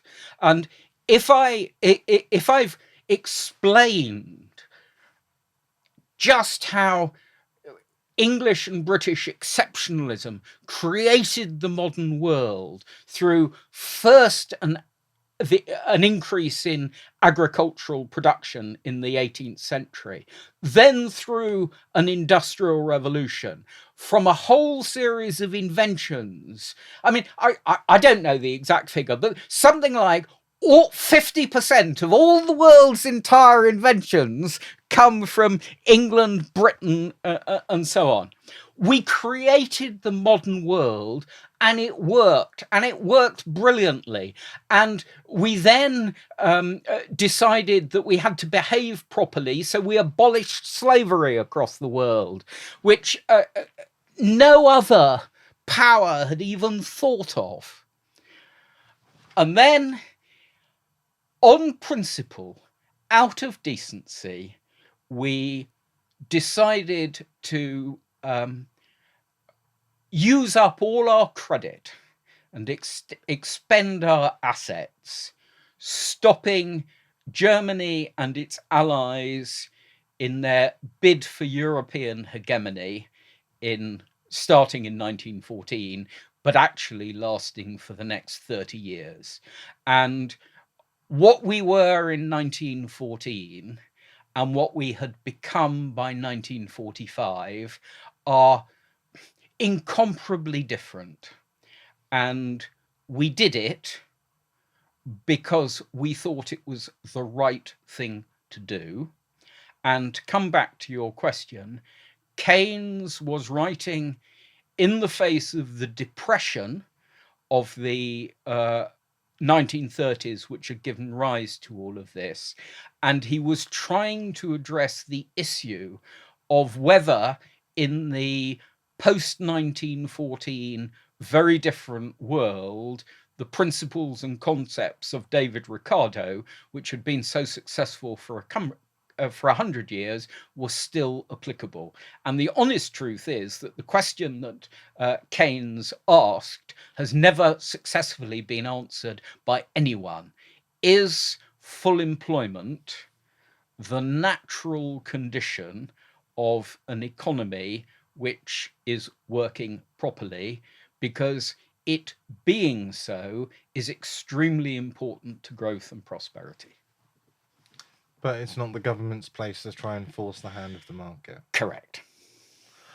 Well, I've got to say that was an absolutely beautiful oration of history.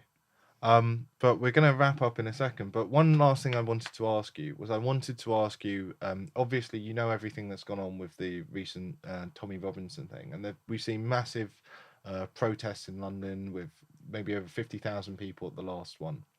And you've got a guy who, at least in many people's opinion, is standing up for free speech, British values, patriotism, and against mass migration. What do you believe Farage's opinion is of him? Because we've seen Tice attack him, and then we saw Howard Cox sort of roll that back when he was on Dan Wootton. When Nigel ran UKIP, he was very aware of the concept of political contamination by the BNP. And Nigel knew, and he was entirely right about this, that even when you are saying and doing the right thing, you can be effectively contaminated by the reputation of the company, or of people who are trying to keep your company, climb on your bandwagon.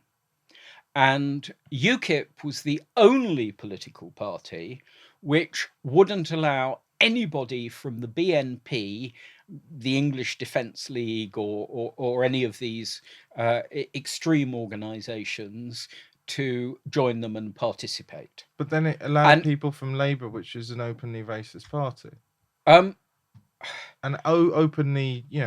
openly Fabian, openly socialist, which I would consider just as extreme. Like these are all terrible ideologies. I have emphasized in all of this that I'm a goal-driven pragmatist. We're back to the lessons of Machiavelli. This is where we are. This is our objective. How can we get to our objective?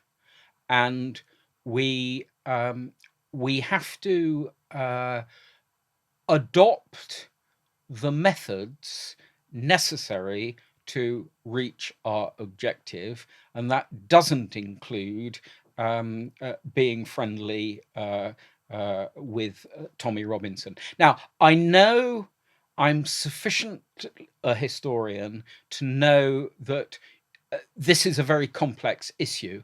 Arthur Koestler in Darkness at Noon quotes the following from Ferdinand Lassalle: "Show us not the end without the way, for ends and means on earth are so entangled that changing one you change the other too, each different path brings other ends in view." I believe that is the case. I believe that the end does not justify the means, but I do believe that applying the principle that the best is the enemy of the good, you have to be pragmatic about what you need to do to have a reasonable prospect of success. And I hope that I believe that that is Nigel's view. I believe that Nigel has applied that with brilliant consistency since he first got elected in 1999 to the European Parliament. And it's why I'm such a fan of him and have spent the last 20 years, well, to be fair, the last 15 plus years, doing all I can to work with him to advance what I see as our mutual understanding of what represents the United Kingdom's interests. Well, thank you. It's been amazing you being here. I'm not sure how long the time has run, but it's been excellent. Tony, where can people find you and find out more about you? I mean, and listen to your words, because I know you're a little bit sneaky. I don't think I'm sneaky, but I do think fame is in a sense grossly overvalued, and it brings all sorts of problems. I'm on Facebook as Tony Brown. Tony Brown's quite a common name. I have Brian from Family Guy holding a cocktail glass as my profile picture, because I sort of identify with Brian from Family Guy.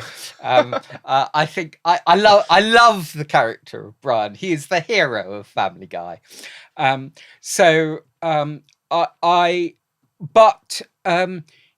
If you want to work with me, I would in fact encourage you to all join Reform.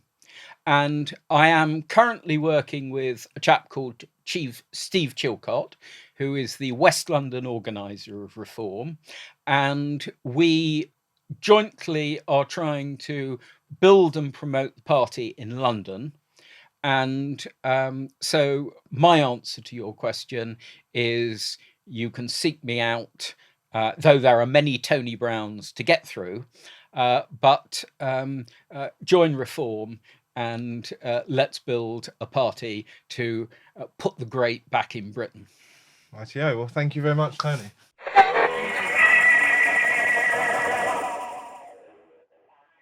Thank you for watching this video. Please consider supporting our journalism on Patreon for about £3 a month, which is about 70p a week. It helps us cover the costs of our journalism and keep doing what we do. On our Patreon, we've got loads of exclusive content for people who support us. We've got behind the scenes with our podcast guests. We've got other behind the scenes. We've got book recommendations. We've got word associations. And we've also got bits and pieces from our work with Defiance Records. So please do support us, and it enables us to give you more journalism and keep telling people the truth. A big shout out as well to our platinum gold, silver, and bronze level patrons. Also, a massive shout out to our gold and platinum level patrons, RIBM and Simon W, for supporting what we do more than anyone else. Thank you so much for your support and enabling us to do what we do. Thank you. Check out this trailer coming up for our new series on Resistance GB, 1,000 Words, with portrait artist Jake Fern, as he paints and discusses with fantastic guests from the freedom movement, starting with David Icke. 1,000 Words with David Icke, coming up on the 17th of December. Some of the key figures in the movement as you've never seen them before, painted by me, Jake Fern, with half of my brain concentrating on making a painting and half of my brain concentrating on having a conversation. Do I succeed at either or both? You be the judge. Tune in on Tuesday the 17th of December for the first instalment of Resistance GB's 1,000 Words with David Icke. Oh, there you go. Oh, that's far better than I thought.